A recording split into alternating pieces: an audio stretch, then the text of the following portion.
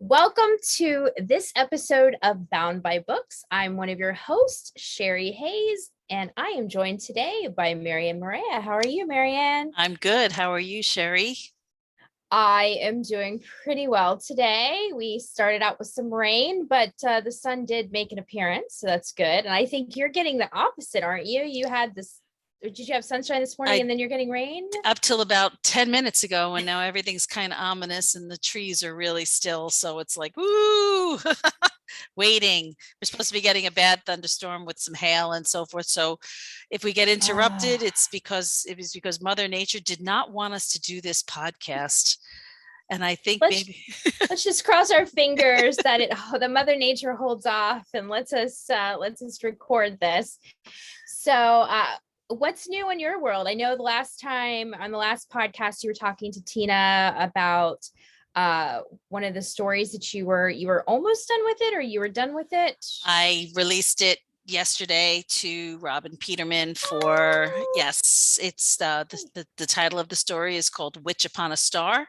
It's part of the Magic and Mayhem universe, and it will release on June 22nd, I believe. Don't hold me to that, but I think it's June 22nd. So, and it's the third book I've written in her universe, and I am also I have about 10,000 words, maybe 15 left in The Siren's Mate, which is the book 3 in my Lords of Aloris trilogy. And it's a shifter fantasy romance, spicy shifter fantasy romance. So, which actually is brings me to what our topic is today, because I just finished writing a fight scene. And so today we are talking about writing all the action. And action is in quotation marks because action could mean a lot of different things. So, Sherri, I'm going to let you take it away from there since I just brought the topic up. All right. So writing all the action, we thought we would touch on this. We were chatting about topics that we could talk about, and we thought this would be a really good one because I write a lot of sex scenes in my stories, and but I do have some action in some of my books. I have some suspense mystery going on in a few of my books, and Marianne has a lot of fight scenes and a lot of action scenes. Both. I do. And she does have some sex scenes as well. I do. So we both have quite a bit of experience in this area. Yes, we do. So Marianne, let's start with how do you view when you're writing a fight scene versus a sex scene? What are some of the differences that you can think of, and how you approach that? You have to put yourself in the mindset of the character who is either being attacked or the one who is doing the attacking. And if you're, usually it's the one who's being attacked or being in the middle of a stumbling into a conflict, or being forced into a conflict because they have to defend themselves. Or they have to defend somebody else. Almost every single one of my books, I have to requalify that. Every one of my books has some kind of an action scene in it, in the sense that there is some kind of a fight where they have to defend themselves or someone they love, and or an innocent of some kind. So the mindset that I have to put in is, you have to take into consideration fear. You have to take into consideration panic. You have to take into consideration the skill sets that I have given each character, because some have more than others, whether they are relying just on physical abilities, hands, feet, heads, to be able to fight. Right. If they're fighting in human form, if they're fighting in shifter form, if they're fighting in vampire form, if they're fighting in witch form, because witches you do a lot of paranormal writing. Yes. So you have to think about not only, like you said, the physical stuff of like what a normal human would do, but also it's like, okay, well, if they have the ability to fly, right, how does that factor into, you know, what they're doing, the scene, the situation, both Of- offensively and defensively? right.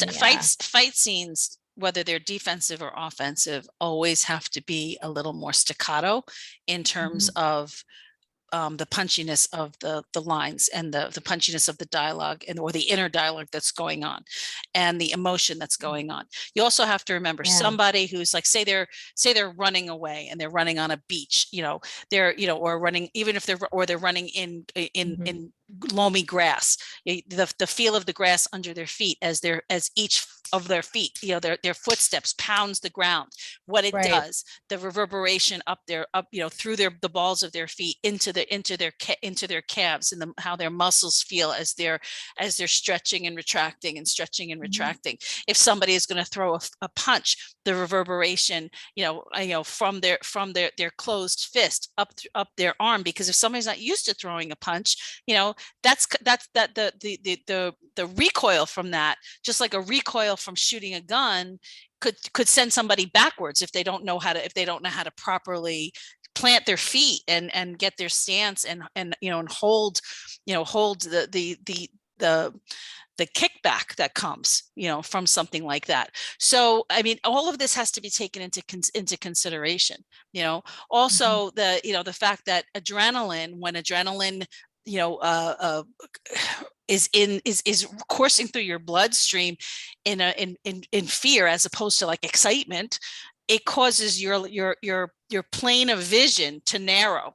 You get what they refer to as tunnel Right. vision, and you also lose your fine motor skills when you have panic. And people who can touch their forefinger, I mean, for those who are listening and not watching on YouTube, you touch your fingers, your forefinger to your thumb and your middle finger to your thumb, your ring finger, and then your pinky. And you can do that relatively quickly, when you're just calm and so forth. But when you are panicked and Mhm.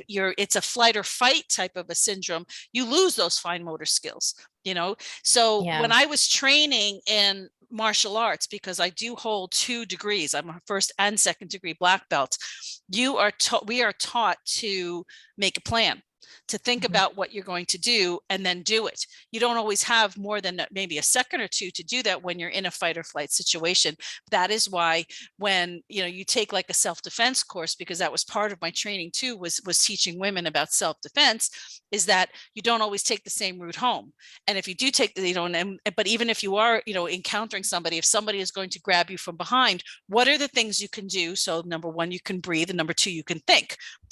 So, and then or if somebody knocks you to the ground, what are the weapons that are always with you at that time? It's your hands, your feet, your brain, and your voice. So these are the things. All this training that I've had are things that I incorporate into every single action scene, fight scene that I write, to make them Yeah. as authentic as possible. And I've also, it's a choreography too. There's the choreography of a fight. You have to actually plan it out. And I've actually had some of my karate compatriots, when we've Mhm. met for dinner or drinks or coffee or what have you, I'd say, okay, Right. I'm planning to do X, Y, and Z. How do you think that would plan out? And we've actually, I've actually had somebody grab me, so that I could figure out what would be the best course of action in order to be able to get to the next step. But I think in that respect, it would be also be realizing how your body responds and how you feel, because when we're writing, we need to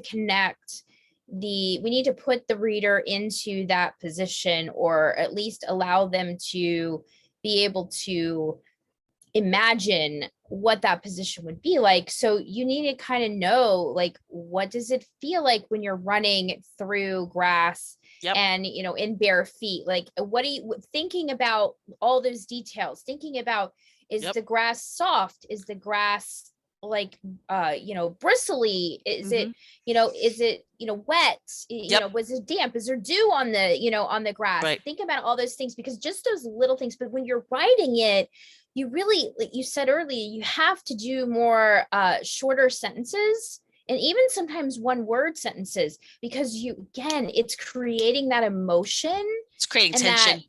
The yeah, tension. Yep. and creating, and actually, yeah, creating the tension actually uh almost like speeding up the reader's heart, because you Yes, want them to feel exactly. what the what the character is Yep, feeling. yep, They have that emotional connection, and the best way to do that in an action scene is short sentences, absolutely. staccato sentences, doing just very choppy. And most of the time when we talk about writing, the last thing you want to do is write a choppy sentence. Like, where you're in school and they're Yeah. telling you, like, don't write choppy sentences. Yeah. But in action, Fragments are bad, but fragments are not right, bad. Fragments exactly. increase tension both in emotion as well as physical tension. Mm-hmm. And also fragments are the way that we speak. It's Yes. very, very much conversational. People do not speak grammatically correct full sentences all the time, No. so you have to take that into consideration. But Mm-hmm. yeah, trying to weave the emotion of what's going on in someone's head while they are in a fight or flight situation, Mm-hmm. whether it's defense or offense, that as at the same time keeping the tension high, the adrenaline high, both for the character and the reader, is very important. It's like Mm-hmm. a beautifully crafted, choreographed dance. And Yeah, and I because think yeah.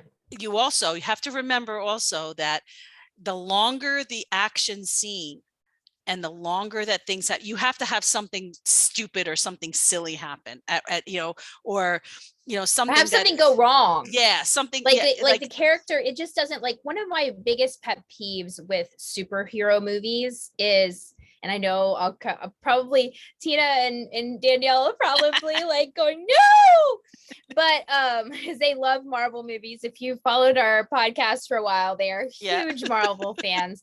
But one of my big pet peeves in a lot of superhero movies, and not all of them, but a lot of them, is that the superhero is just so, like, perfect. perfect, yeah, They just, they have the exact powers or skill set to combat whatever it is that's happening. There's not a whole lot of adjusting that needs to take place. And there does need to be a little bit of a struggle. I know in the last action scene I wrote, it was my heroine, one of my heroines, getting um basically getting pushed up against a wall and strangled by the villain. And that was, it was high stakes, because she's this pretty petite woman against this very large, very aggressive man. And she's not a karate, she doesn't have a black belt in karate. well, uh I got to tell you, sometimes, I mean, it's, so remember the line from the Karate Kid where they said that nothing replaces your brain, eyes, ears, mhm, and your brain. Well, I mean, it's yeah, true. You have to you have to think. I mean, I remember walking out of mhm, the ice rink because my family are hockey players, my son, my kids, and my husband. And uh, I was leaving the rink by myself, and it was like 9:30, 10 o'clock at night. And it was a late practice because, hockey time, ice time is just god awful times because of how expensive it is. And there were three big teenage guys or young adult mhm. guys hanging out underneath the light post near where my car was. And I thought to myself, okay, yes, I am a black belt. But this is 3 against 1 and I'm still a woman. So you know what? I'm going to go inside and I'm going to get somebody to walk with me, because you have Right. to be smart about certain things. But you're right about having something go wrong. You're right. Like I just wrote in an action scene that I just wrote in the Sirens Mate. They are on the deck of a fishing trawler that is in the process. They are in the middle of the first stirrings of a storm. They have been boarded by nefarious people who are looking for something that they have, and the villain, or has already shot one person, and now she's shot, she's killed him. It's like she shot him in the Mhm. leg, and now she's killed him because she's not getting what she wants, and she's trying to tell them she's not playing. And my main character, um she basically turns like something out of, The Shining, turns and is like, and then Mm, she slips. Then she slips in the rain on the deck, and she slips. So the villain is laughing, and it's like, have her I have the inner monologue, like, I look a fool, that type of a thing. But then it's like, all it does is just basically fuel her hate fire to go after this woman. But, Mother Nature intervenes, and, the storm kicks up, and she doesn't mhm. have the chance because she hasn't fully fledged. She hasn't fully realized, not fully fledged, fully realized the fact that she has these powers, because she hasn't gotten that. We haven't gotten there in the story yet.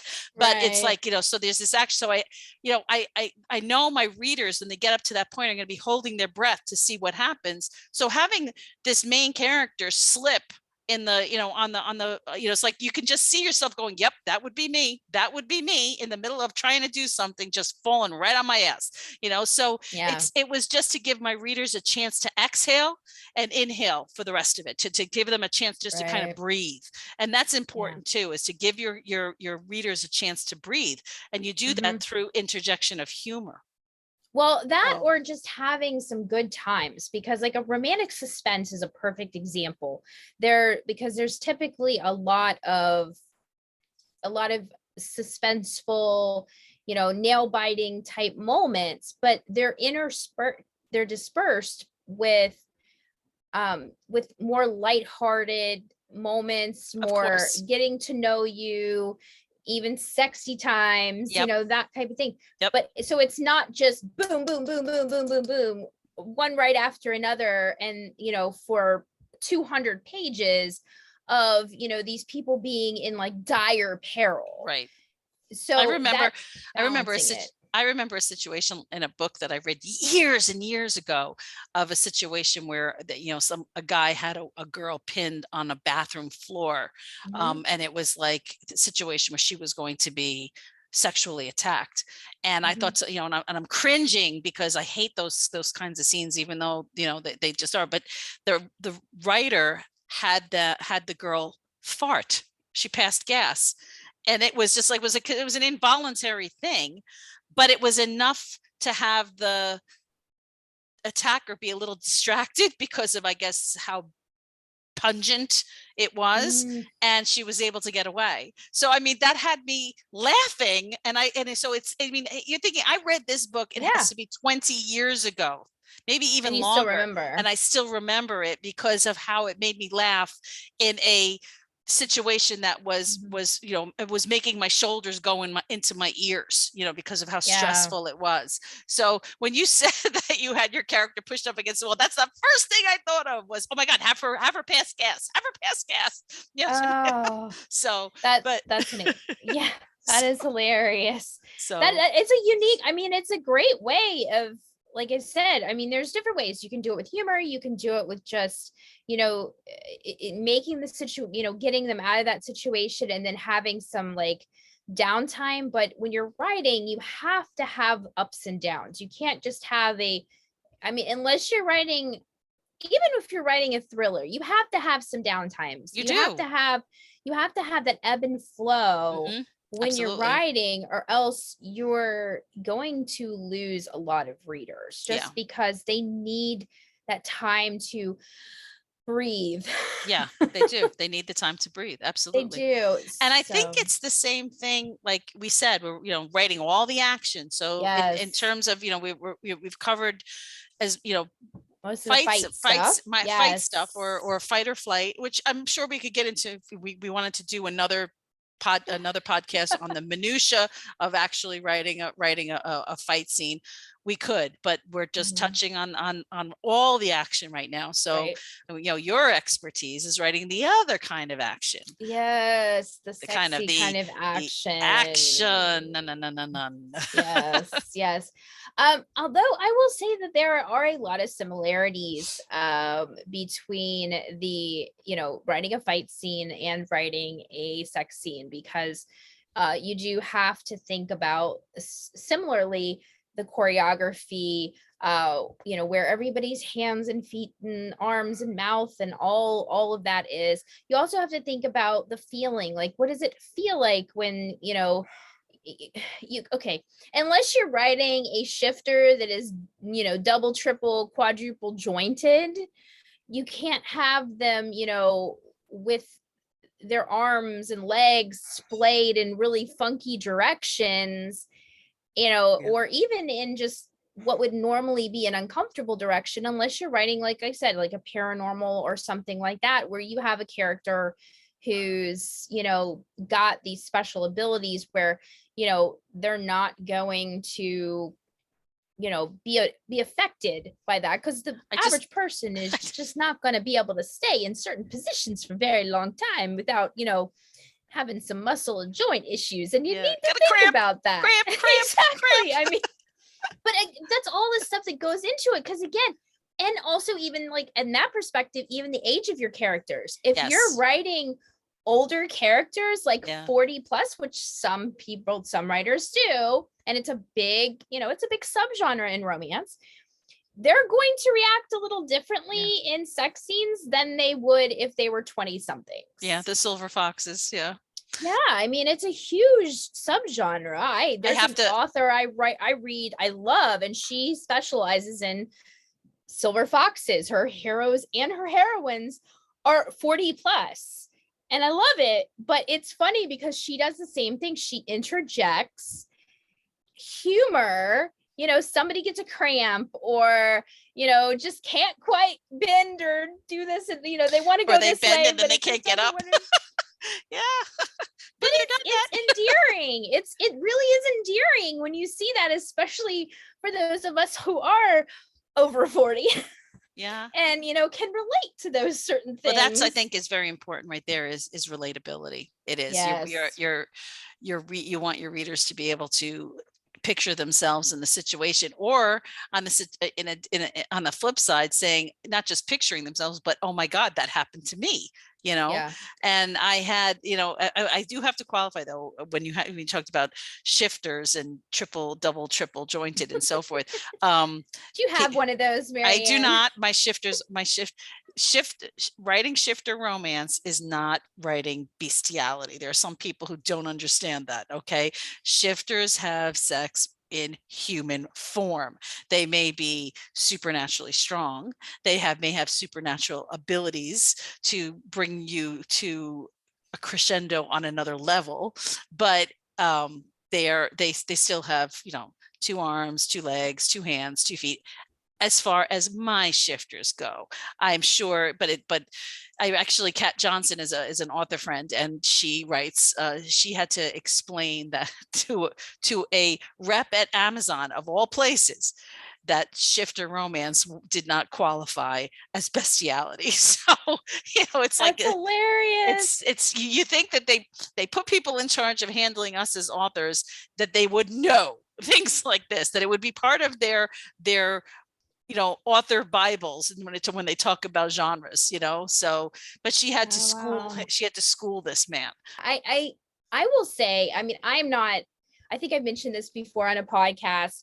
I am not the hugest fan of shifter romances. It's just not my thing. I've never really been like, I've tried to read a couple of them. Danielle said the same thing, and I told her she and I couldn't be friends anymore. So I guess that means you too. So no, I'm only kidding. It's not everybody's cup of tea. Just like there's some people who don't like vampires. The idea of blood makes them sick. Yeah, I know. I've had people who are like, oh, a vampire romance. I'm like, I actually love vampire romance. I've never written one, but I enjoy reading them. But yeah, for some reason, I'm not really sure why, but shifters just don't do it for me. But I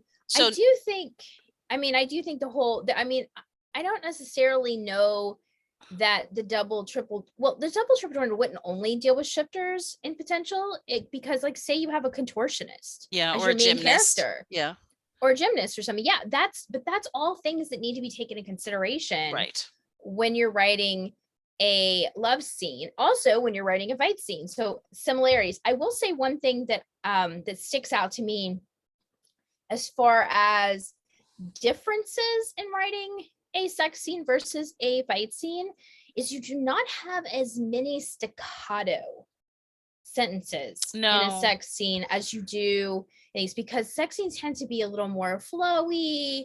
And I mean, you still have the driving emotion, but it's not usually, with the except of maybe the climax moment, you do not really have a lot of staccato, short, punchy sentences. The other thing is that I noticed in some of the different books that I have read that there are some people who are just chatty Cathys when they're writing their sex scenes. I mean, their characters are just chatting away with each other. I mean, it could be dirty talk, but Mm-hmm. they're just chatting away, chatting away, chatting away. And I know in my own personal life, I'm like, shut up.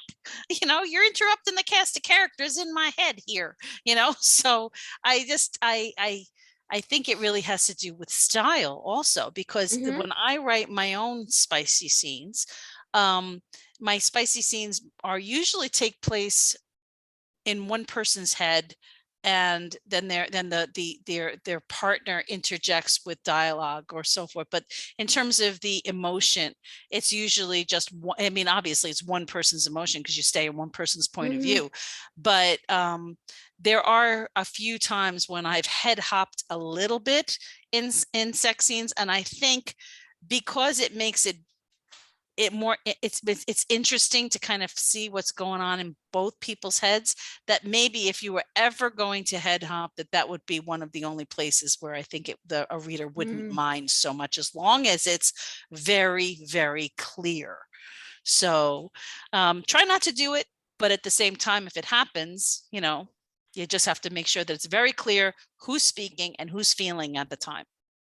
Yeah, I try. I mean, I don't really head hop when it comes to a sex scene per se, unless I'm not like in the middle of it. I will, if I'm going to change my, because I usually, when the way I write my chapters is, I usually, the first half of the chapter is usually in one point of view, and the second part of the chapter is in So you have the a scene change. others. So a scene change. Yeah. Not necessarily a scene change.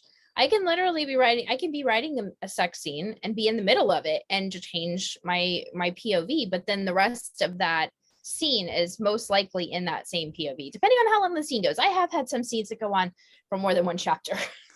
Wow. Because keep in mind, I write BDSM.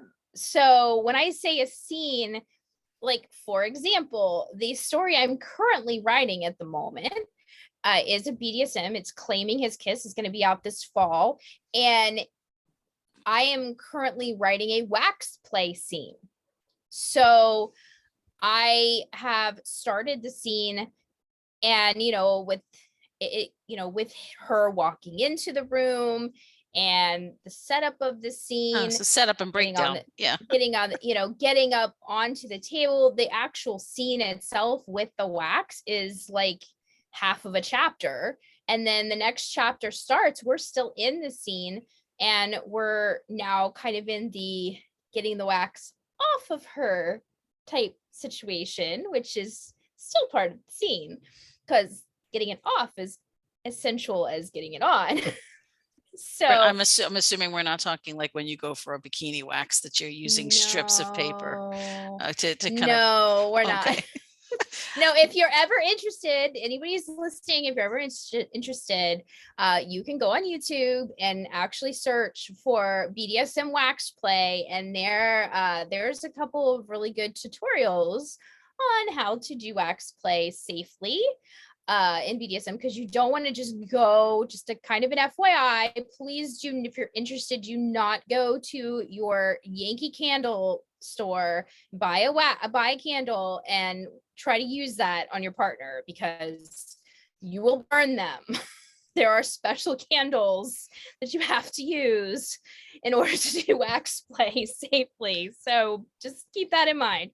Good to know. But yeah, so, but I mean, my scenes, like I said, between the time that the scene starts, which is literally the setup, usually from the time the dom basically says that we're gonna play, go over here or kneel here, wherever it is, to the time it actually ends, it can be a couple of chapters. It just depends on how intricate the scene is, what emotions I'm tapping into with that scene.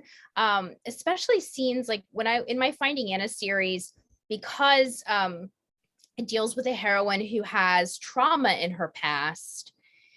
The scenes, especially when they first got together and they were first starting their sexual relationship, those scenes drew out a really long time because I was tapping into all the conflicting emotions and feelings that both characters were having, and how they were approaching things. So, but that's all things that you need to incorporate into a sex scene. It shouldn't just be a good sex scene should not just be wham, bam, thank you, ma'am. It should be there for a reason. It should be there to push the story forward, to help the characters come together, relate, connect. There should be a reason behind it. And do not diss a good wham bam thank you ma'am if it happens after a pretty intense fight scene, because sometimes you need that release. But again, there's a purpose to it. I mean, it's Right. not just saying, but there's a purpose to it. And you can use that release to, after a fight scene, to still further the connection between your hero and heroine. Yep. You can still utilize that because so battle when you're the adrenaline's running in a battle, it's very similar. that tension is very similar. So but when you're writing a story, if it's a romance, you definitely want to think of like, how does them coming together in this way actually change the course of the relationship? Maybe they've been fighting this whole time.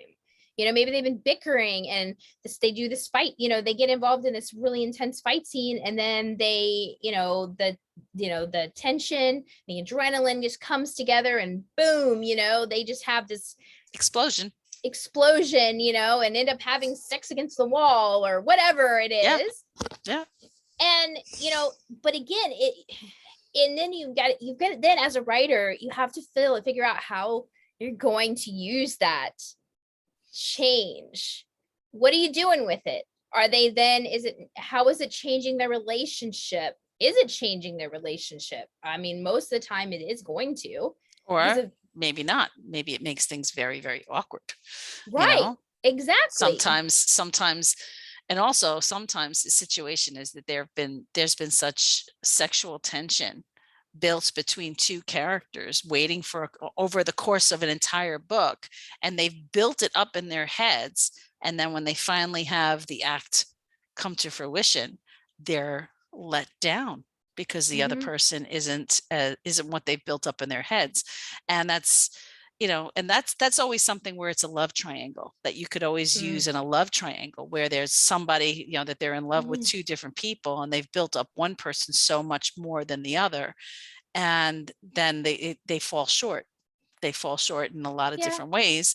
And then it's like they almost like an awakening, an epiphany. There's so many different ways that you can steer the tension, whether it's in a fight or flight situation, or if it's in a sexual nature.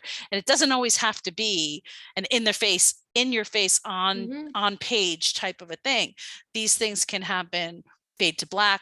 They can happen off page. It can happen in a reminiscence when, she closes the door behind her and goes, well, that was the biggest waste of my time, that type of a thing. It's just, there's so many ways that you can use that tension to augment the story and steer the story forward. I mean, how many times and how many movies where, there's this big action scene and then you see, the scene changes and they're in a hallway or a room or something, and they just they're in this embrace. They're like making out basically, and then they go into a room, door shuts, and it's in scene. Yep. Yeah. And then it flashes to either the next day or the next morning or whatever, and then you deal with it. What happens? Yeah. But just again, it's a what happens. Yep. And you as the writer get to decide that. Yes. That's part of being a writer, deciding That's these the things. fun part of getting to be a that's the fun part of being a writer, is getting to decide what happens next with your characters, whether it's writing a fight scene or a sex scene or really any other action scene, because there are a lot of different, I mean, family dramas can be action scenes. Absolutely. Family dramas are usually, and they often do end up in fights, fist fights. It happens. But then Yeah. there's all action can also be verbal abuse as well as, and verbal defense, self-defense. Mhm. If you're sitting at a table with your family and it's Thanksgiving and somebody's, there's undercurrents of things that have not been discussed and somebody brings up the wrong thing, and that's it. It's like, the matriarch or the patriarch puts their fork and knife down with a big loud bang and so forth. Then it's like, Mhm. the gun goes off and that's it.